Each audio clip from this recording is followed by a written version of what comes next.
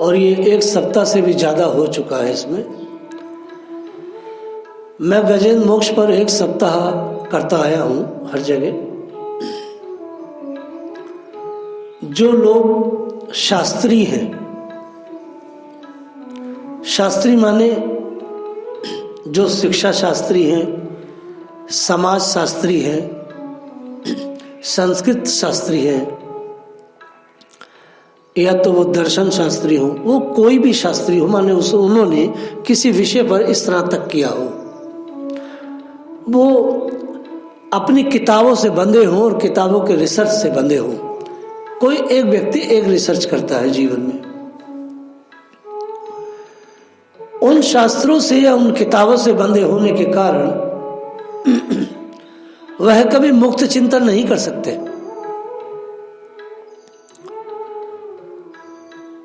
क्योंकि उनका चिंतन किताबों से बंधा होगा। उनकी हर बात किताबों से बंधी होगी और हर बात वो किताब से कहेंगे।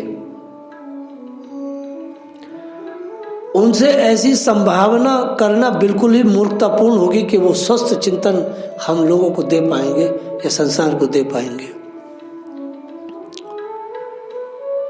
उदाहरण के रूप में सरदार, मुसलमान, ईसाई और भारत का तथा कथित दलित, ये लोग किताबों से बंधे हैं। कोई हवाई किताब से बंधा है, कोई किसी किताब से, कोई किसी किताब से। उन किताबों में कुछ नहीं है।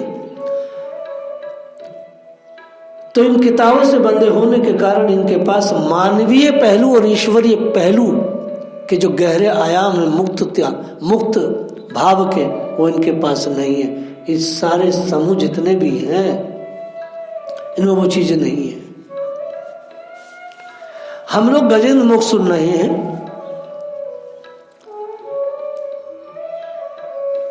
हम सबको पता है, हम भारतीय हैं। 3 नाड़ियां हैं मुख्यतः, ईड़ा, पिंगला और सुषुम्ना। इनमें से 2 नाड़ियां ऐसी जिन्हें चंद्र नाड़ी और सूर्य नाड़ी के नाम से भी जाना जाता है।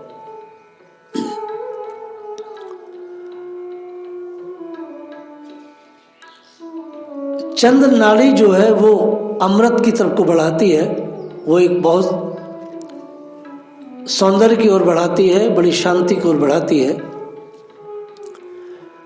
लेकिन इसमें प्रमाद भी है। और सूर्य नाड़ी जो है ये लगातार विष को देती है, इसमें तेजी बहुत है, बीमारी है, विषाक्त है, नकारात्मकता है, विष है, बहुत सब कुछ इसमें है। लेकिन इसके अंदर जीवन दायिनी शक्ति भी है। वैष्णव एक प्रकार का धरती पर बोझ जैसा है। ये तुक्का मार सजता है पूरे विश्व में, और इनके ग्रंथों में और इनके आचार्यों ने भी ऐसी बात कही है। व्यास जी का एक पद है महावाणी का, मुझे तो अंधेर को ही भरोसा है रावड़ी। माने अंधेरा में तुक्का लग जाए तो लग जाए, बाकी मेरे पास तो कोई क्वालिटी नहीं है। ये सारे लोग, पूरी संस्था अंधेरे का चादर ओढ़ करके बस शांति से पड़ी है, कोई काम नहीं करती, जागरण नहीं करती, शरीर पर वर्क नहीं करती। अगर हम प्योर आध्यात्मिक बनना चाहते हैं, शुद्ध आध्यात्मिक, तो शुद्ध आध्यात्मिक वही व्यक्ति कहलाया जा सकता है शास्त्रों के अनुसार जो सर्वांग काम करे। मैं बड़ी लंबी बात नहीं कहूंगा। जैसे भगवान चंद्रमौली, भगवान शिव, उन्हें चंद्रमौली भी कहते हैं। संसार में शिव ही ऐसे हैं जो बैलेंस की लाइफ जीते हैं, उनका बहुत संतुलित जीवन है। भगवान विष्णु के सिर पर क्या है? शेष है, जो विश्व वमन करता रहता है। यही विश्व वमन करता रहता है, उसमें बड़ी ऊर्जा है, बड़ी शक्ति है, यही सूर्य नाड़ी है। लेकिन भगवान चंद्रमौली ऐसे हैं कि भगवान चंद्रमौली उन्होंने सूर्य और चंद्रमा दोनों नाड़ियों को ऐसे व्यवस्थित कर रखा है, अर्थात उनके सिर पर नाग भी है और उनके सिर पर चंद्रमा भी है। सुषुम्ना और सुषुम्ना, चंद्र नाड़ी और सूर्य नाड़ी दोनों को उन्होंने व्यवस्थित कर रखा है। उसके बाद ही सुषुम्ना का नंबर आता है। तो वैष्णव एक पक्ष जीते, अधूरा पक्ष।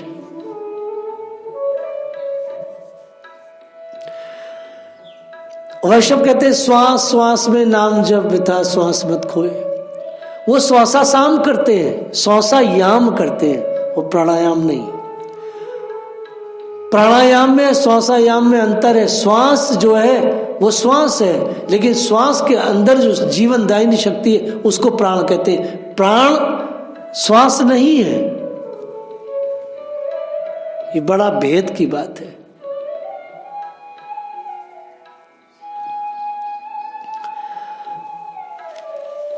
माधवदास की कथा आती है कि उन्होंने जब उनको बहुत ज़्यादा संग्रहण हुई तो भगवान ने उनको उनके शौच को धोया। तो बस हम इन्हीं कथाओं में डूबे हैं, इनसे काम नहीं बनेगा। हम गजेंद्र की कथा में डूबे हैं कि राजा इंद्रधुमन था, उसके बाद पशु बना और धाम चला गया। हम भरत जी की कथा में डूबे हैं कि भरत जी को तीसरी योनि में ब्राह्मण शरीर मिला, धाम चले गए। एक कथा से हमारा काम नहीं बनेगा जब तक कि हम अपने ऊपर काम नहीं करेंगे, क्योंकि वैष्णवता का अर्थ यह है पशु की तरह जीते रहो और जो भगवान करेंगे कर लेंगे। इतना निठल्लापन है इस तत्व में, इस पथ में। 12% शरीर में मिट्टी है, आपको पता है ना। 12% शरीर में मिट्टी है, 1 से 1.5% श्वास है और बाकी और चीजें थोड़ी थोड़ी हैं। 70 से 65% जल है। लेकिन आप आश्चर्य करेंगे, बाकी के जो 5 तत्व हैं, वह 5 तत्व जो हैं, अगर उनको कोई धारण करता है तो उस तत्व का नाम है मिट्टी। यह देह जो है, इसमें ना तो अग्नि दिखाई दे रही है, ना तो इसमें वायु दिखाई देता है, ना आकाश दिखाई देता है, ना जल दिखाई देता है। अगर दिखाई देता है तो वह केवल एक तत्व है, वो मिट्टी है। मिट्टी दिखाई देती है, यह 12% है। यह 12% जो मिट्टी है, जिसका देह बना हुआ है, यही इस देह का सबसे बड़ा आधार है और यही इस देह की रुकावट है। हमारे अध्यात्म जीवन में सबसे बड़ा सिंबल इस देह का है और सबसे बड़ी रुकावट अध्यात्म जीवन में ये देह की है, अर्थात इस मिट्टी की। मिट्टी माने मड, धूल भी कहते हैं इसे, रज भी कहते हैं हम लोग इसे। तो वैष्णवता क्या है? बस चुप से पड़े रहो। 150 जन्मों में हम मनुष्य बन जाएंगे, ठीक ठाक हो जाएंगे, धाम चले जाएंगे। अरे भाई ये क्या बकवास है।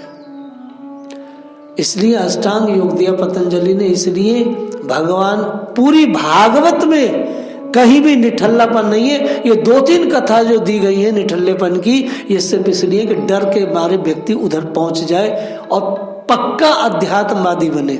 और हम लोग पक्के नहीं है, कच्चे हैं। और ऐसे ऐसे आचार्यों ने उदाहरण दे रखे हैं गपोड़बाजी के, जिसका कोई ठिकाना नहीं है, और वो निठल्ला बनाते हैं। बोले वैष्णव कौन होते, मायावादी कौन होते? बोले बंदर का बच्चा और बिल्ली का बच्चा, एक को मुंह से पकड़ता है, एक को वो पकड़ता है। ऐसे ऐसे उदाहरण दे रखे हैं और जीव निठल्ला बन जाता है। तो मैंने सबसे पहले एक बात कही थी कि लोग शास्त्री है, कोई शिक्षा शास्त्री है, कोई समाज शास्त्री है, कोई शास्त्री है। मैं अपने पक्ष की बात कर रहा हूं कि मैं कोई सा भी शास्त्री नहीं हूं। ना ही मैं शिक्षा शास्त्री हूं, ना दर्शन शास्त्री हूं, और ना ही मैंने कोई शास्त्रों का बहुत बड़ा मामला किया है। ये सारी चीजें मैंने पढ़ी जरूर है, लेकिन मैं किसी किताब से कोई ना तो बंधा हूं, नहीं बंधा हूं, इसलिए मुक्त होकर के बात करता हूं। क्योंकि किसी भी किताब से बंद करके आप सही निर्णय पर नहीं पहुंच सकते। ऐसा मैं नहीं मानता। कहीं ना कहीं आपके जीवन में कमी रह जाएगी।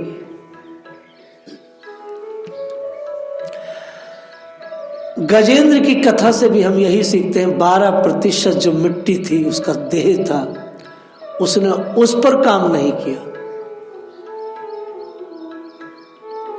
1000 साल तक पिटता रहा। भाई 1000 साल पिटने का मतलब ही क्या है? यदि हम में से कोई भी ये धारणा बना ले कि जीवन में कोई भूल नहीं हो सकती है या कोई मैं भूल नहीं करूंगा, तो ये सबसे बड़ी बेवकूफ़ी होगी, क्योंकि वो जी नहीं पाएगा फिर। क्योंकि हम सब जितने भी मानव बैठे हैं लगातार भूल करते रहते हैं। कोई भी व्यक्ति जी ना सकेगा बिना भूल के। अगर कोई व्यक्ति भूल नहीं करना चाहता है तो उसे मर जाना चाहिए, क्योंकि मुर्दे ही भूल नहीं करते, बाकी तो सब लोग भूल करते हैं। अगर कोई कहे कि मैं भूल नहीं करना चाहता तो चिता में चला जाए, तो कब्र में चला जाए। जीवित रहेगा तो भूल करेगा और हर पल करेगा। लेकिन इसमें एक बहुत बड़ा ट्विस्ट है, इसको आप समझ लें। बिंदा सोचेगी तो बड़े मजे की बात हो गई, तो मेरे मतलब की बात हो गई। आज तो महाराज ने भी कह दिया कि भूल जो है भाई ये तो मानवीय अंग है। इसमें ट्विस्ट है बहुत खतरनाक वाला। भूल करते रहते हैं, इसमें कोई बात नहीं है, भूल में कोई बुराई भी नहीं है।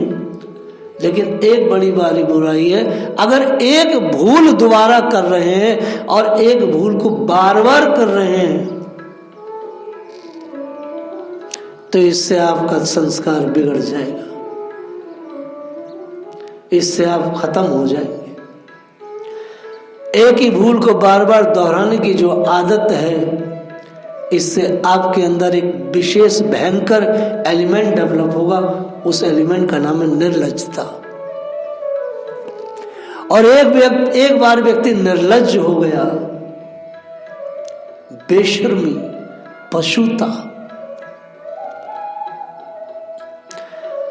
इन सारी चीजों से आप मूढ़ बन जाएंगे। और ये बहुत ही बारीक बात है। और यदि एक बार मूढ़ बन गए तो 10-20 जन्मों का खेल खत्म हो गया।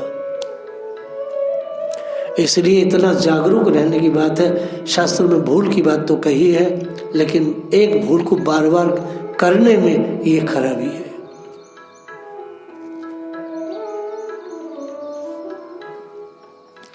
अगर आप भूल नहीं करेंगे तो ऐसी भावना रखेंगे कि मैं कोई भूल ना करूं, तो सही मानों में जी ही कहां पा रहे हैं।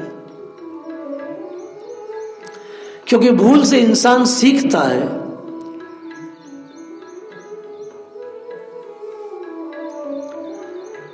गजेंद्र बहुत दुखी था। 1000 साल पिटा था तो दुखी बहुत था। उसकी पत्नियां, उसके बच्चे, उसके जात बिरादरी के हाथी, सबके सब उसके प्रति बराबर में खड़े होकर संवेदनाएं व्यक्त कर रहे थे।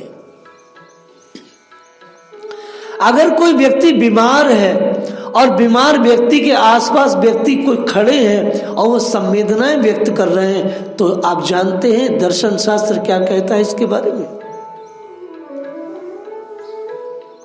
जो व्यक्ति आपसे, आपके दुख से दुखी होकर के जो व्यक्त कर रहा है, वो दुखी नहीं हो रहा है, अपितु वो अंदर से मजा ले रहा है, आपके दुख का आनंद उठा रहा है।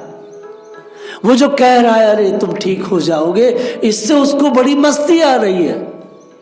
और उसकी झूठी वेदना व्यक्तता से आपको बड़ा रस आ रहा है। देखो ये मुझसे कह रहे हैं, ये रुग्णता है। और ये रुग्ण व्यक्ति, किसी रुग्ण व्यक्ति के पास जाकर जब आप कहते हैं तुम बीमार हो, लो दवाई खाओ, मैं तुम्हारे लिए लाया हूं, ये दोनों, ये सारी की सारी चीजें उस रुग्ण व्यक्ति के लिए जो कही जा रही हैं, वह भी रुग्ण है। क्योंकि वो सब चीजें कहकर अब अंदर से मस्ती में है, वो मजा ले रहा है। ये लोकाचार की भाषा में, और ये बहुत ही घटिया स्तर की बात है, लेकिन है। इसलिए रुग्ण व्यक्ति को चाहिए, गजेंद्र मोक्ष संकेत दर रुग्ण व्यक्ति को चाहिए, विपत्ति वाले व्यक्ति को चाहिए अपनी विपत्तियां, अपनी रुग्णता किसी को बांटे ना। बांटने का मतलब है आप उसको अपना मजा देखने के लिए आमंत्रित कर रहे हैं मन ही मन कि यार कोई आके पूछे ना, भाई मैं बीमार हूं, मैं कष्ट में हूं, मैं जख्मी हूं, मुझे 1000 साल से पीटा जा रहा है। गजेंद्र ने अपनी रुग्णता को बांटा नहीं, गजेंद्र ने अपनी पिटाई की संवेदनाओं को बांटा नहीं, ना ही अंदर से इच्छा रखी कोई उसकी पिटाई को बांटे। जो लोग बांट रहे थे उसके पुत्र, प्रेमिकाएं, पत्नियां, उनको उसने देखा तक नहीं।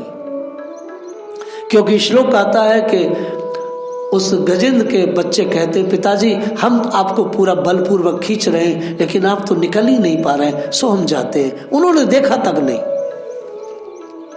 अपनी विपत्तियों को बांटने से मतलब क्या है? आप अपनी विपत्तियों को बांटेंगे तो फिर आप रुग्णता को बांट रहे हैं। किसी से भी कोई इच्छा न रखें। हमारे यहाँ लोग बीमार हो जाते हैं, सोचते हैं गुरुजी आके उनका सिर दबाएं, पूछे कि भाई क्या हो गया आपको? अरे आप कैसे बीमार हो गए? अरे मूर्खो, हम ब्रह्मवादी ब्राह्मण हैं, ऐसे बकवास में जिंदगी नहीं जाया करते।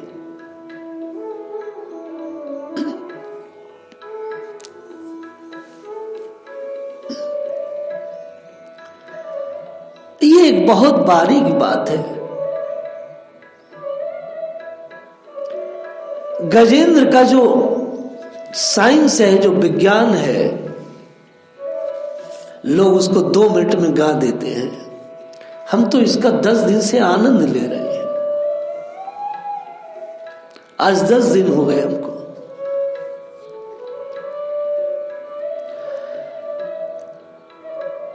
गजेंद्र के प्रार्थना करने के कारण उसकी विकट स्थिति को समझने के पश्चात सर्वत्र निवास करने वाले भगवान श्री हरि उन देवताओं के समेत वहां प्रकट हुए, जो देवता वहीं कहीं छुपे हुए झुरमुट में उन्हें देख रहे थे। अपने हाथों में चक्र और अन्य आयुध लिए हुए थे और वाहन गरुड़ पर चढ़े थे। आचार्य सुखदेव कह रहे हैं बहुत ही तीव्र गति से इच्छा अनुसार गजेंद्र के सामने प्रकट हुए। तम तद तार्तम उपलब्ध जगन निवासा स्तोत्रम निष्विह दिव्य सह संस्कृति वृद्धि। हमारे गौड़ीय महान आचार्य श्रीपाद विश्वनाथ चक्रवर्ती ठाकुर ने विशेष रूप से इस श्लोक के टीका में लिखा है, चूंकि गजेंद्र अत्यधिक संकट में था और भगवान से कृपा करने के लिए प्रार्थना कर रहा था, लेकिन किसी भी देवता ने उसको सहायता नहीं पहुंचाई थी। प्रथम दृष्टिया, जिसे फर्स्ट एड कह सकते हैं, तो देवता सकुचाए हुए थे कि कहीं हमने मालिक के चरणों में गलती तो नहीं कर दी। अरे भाई, कोई आपका भक्त है कि नहीं है, आपको पुकार रहा है कि नहीं पुकार रहा है, आपको सम्मान दे रहा है कि नहीं दे रहा है। यदि रास्ते में आप जा रहे हैं और कोई भीषण कष्ट में है तो मानव के प्रति यही सबसे बड़ी कर्तव्य है कि उसकी सहायता की जाए। तो देवता डरे हुए थे, सकुचाए हुए थे कि भगवान हमसे नाराज ना हो जाए कि एक व्यक्ति 1000 साल से पुकार रहा है, किसको? मुझे। तो जो व्यक्ति भगवान को पुकार रहा है, जो व्यक्ति भगवान का भजन कर रहा है, जो व्यक्ति भगवान के लिए जी रहा है, तो देवताओं को चाहिए कि उस व्यक्ति की सहायता करे, उनका योगक्षेम बहन करे, उनको सारी वो जरूरतें आपूर्ति करे जो उस व्यक्ति को चाहिए। और उसके बाद गजेंद्र की उस घटना के बाद देवता अलर्ट हो गए। फिर देवता इतने अलर्ट हुए, जो भी भगवान की भक्ति में या भगवान की सेवा में या भगवान को कोई पुकारे, तो उन्होंने ये सिद्धांत बना लिया कि हमें विष्णु के भक्तों के लिए हमें जो उस विराट को अपनाए हुए है उसकी सहायता करनी पड़ेगी, उसको सहयोग करना पड़ेगा। और आगे चलकर एक श्लोक है भी ऐसा, और ऐसा कहते भी हैं, बार बार प्रभुपाद जी कहते भी हैं, जो भगवान की भक्ति करता है तो सब लोग उसकी सहायता करते हैं। सो अनंत सरयू वरेन गृहीत आर्तो दृष्ट्वा गुरुत्मति हरिमुख पात चक्रम उत्पक्षे सामुज कर्म गुरु महाप्रचन्न नारायण अखिल गुरु भगवान नमस्ते। इस श्लोक का हम कल इसका स्मरण करेंगे अच्छे से कि कैसे उसने मरते मरते भी भगवान के श्री चरणों में एक पुष्प अर्पित किया। इस पर कल चर्चा करेंगे। जय श्री राधे।